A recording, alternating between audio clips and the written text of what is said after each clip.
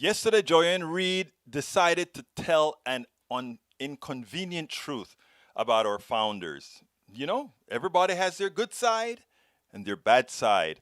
Let's not idolize people. Let's just speak the truth and talk about what our inception was all about, talk about how we move forward from here. I want you to listen to this, and then we'll take it on the other side. This is rather important stuff. Check this out. We'll take it on the other side.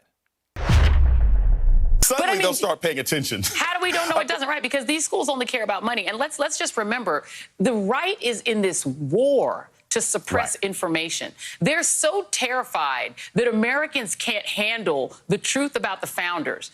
It's like kind of ipso facto, no kidding. These people were doing fine from 1619 on until the 18th century. What changed? Well, they made a lot of money. They were enjoying the fruits of their labor and didn't want to share it with the king. This isn't going to crush too many Americans that have half a brain and enough security to understand that people can, you know, be villainous and also do a few things that are great. I think that most Americans are mature enough, but unfortunately the Republican Party is not mature enough to be able to hold those two ideas in their heads at the same time. So they're panicking because what's happening is that black people, we're really not interested in the BS any longer. We're not going to take your pabulum version of history. We're not going to take your sing-songy storybook history. We want the truth. And it's not just black folks. A lot of young Americans of all races are saying, give us the truth. Stop treating us as if we're not mature enough to handle it. I read Nicole Hannah-Jones' statement with like the ether beat in the back of my mind. But I want to read this one last part and get your thoughts on it. You know, she said, my commitment to you has not wavered. I just will continue to do as I have in the past as an alum of the school and not the faculty. I hope that you will consider Howard or another HBCU if you ever seek a new educational home. But whatever you do, I know you will continue to fight for justice. That was sort of her Suge Knight moment of saying, like, look, if you're tired of people all up in your videos, messing with your academic career, come to an HBCU. Joy, do you think that message is going to resonate and that more students are going to come out of senior year and say, hey, I'm going to an HBCU?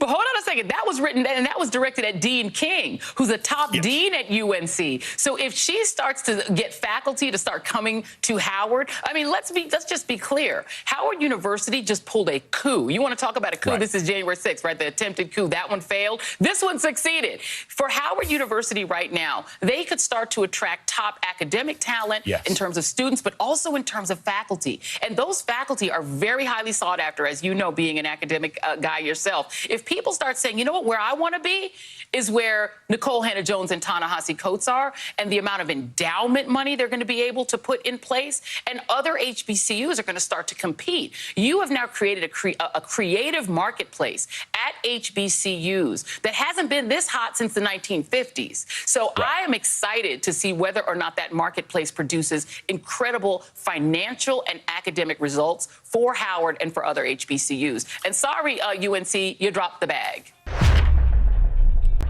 Sometimes, when bad things happen, you can actually get good things out of it. The phrase used to be, make lemonade out of a lemon, and that is what we have here. It probably turns out for Nicole Hannah-Jones that this was a better move altogether, but most importantly in this segment, what Joanne Reid did was pointed out the fact that, look, Americans can take the truth. Let's stop lying to Americans about our history. Let's stop lying to Americans about our exceptionalism. Let's stop lying to America of all of these things. We are a good people if we just allow ourselves to be. We don't need to worship our beginning.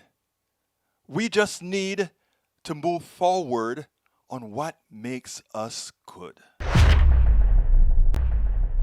We spend a lot of time deconstructing the news, trying to parse it into a form that everybody can understand. We try to find those little nitpicks where it flies above the fray, etc.